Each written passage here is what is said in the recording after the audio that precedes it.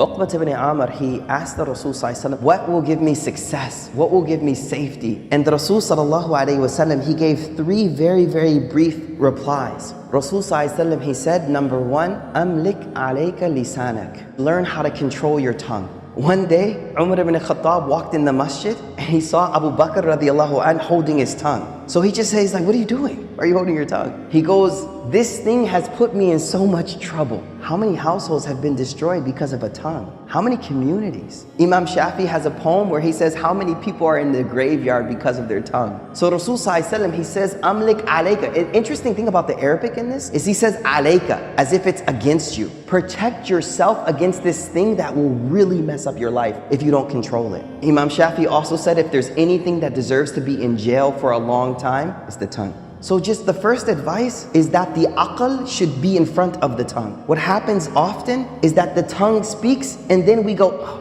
what did I just say? The reason a word is called a lafadh, in Arabic, lafadh just means to like throw something, right? Because it's like an arrow. Once you shoot it, you can't get it back. You say something to your daughter, your wife, your brother, your sister one time, the rest of their life they'll remember. You can apologize for 10 years, but it stays there. And that's why Imam Shafi says, the cut from the sword will heal, but the cut from the tongue will never heal. The way we learn how to speak. You know how when you have an infant, a toddler, and we celebrate speech, we're like, the first word, and then they never shut up after, right? So they say the same way we learned how to speak and we focus so much on how to speak, we also need to learn silence as well. You know, remember when we were small, we used to put kids in timeout? Timeout, don't say anything, just sit there quietly. I think a lot of us adults need some timeout, you know what I mean? So learn how to be quiet more, number one. Number two, Rasul sallallahu alaihi wasallam said, وَلْيَسَعْكَ بَيْتُكَ. Beautiful advice. Make your house enough for you. Meaning, make the house a place that you're comfortable being. Being there, being with your children there, being with your wife there, being with your family. Just make your house comfortable for you, enough for you.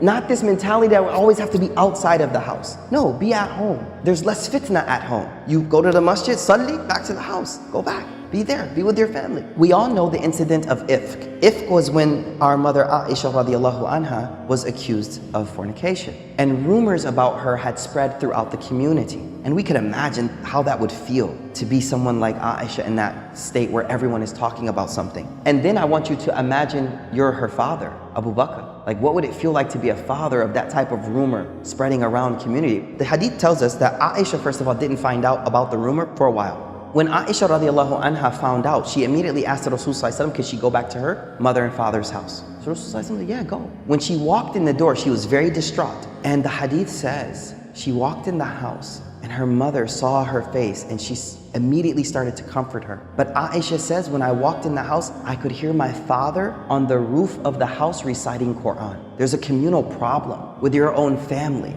But where is he at? He's on the roof of his house, وَلْيَسَعْكَ بَيْتُكَ, and he's reciting Quran. Now that doesn't mean he didn't do anything to try to fix it, but I think sometimes we need to realize that sometimes the most I can do is focus on my relationship with Allah. And that's what he was doing. He wasn't being not active. He was saying, you know what?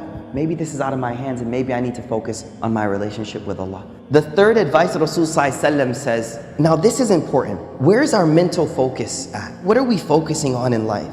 Rasul sallallahu alaihi wasallam, he wants to direct our priorities. The end of this hadith says, وَابْكِ عَلَى خَطِئَتِكَ. Cry over your sins. Now, the only way you'll cry over something is when it's a priority in life and when you focus on it. And so what I feel this hadith does for me is it reminds me that there are a lot of problems in the world right now, whether they be global, whether they be communal, whatever they may be. But the thing that my heart should be primarily preoccupied with are my sins. How many of you have actually today thought over your sins? I think if we were honest, only a few of us may have actually sat and thought over them, let alone cry. See, we won't cry over them unless we actually take the first step and mentally prioritize them and think about them. One of the major problems we have is we're focusing on other people's uyub and not our own faults. So let your own faults preoccupy you from the faults of other people. Focus on your own ma'asi, your own sins. So 3 things. Number 1, let's control our tongue.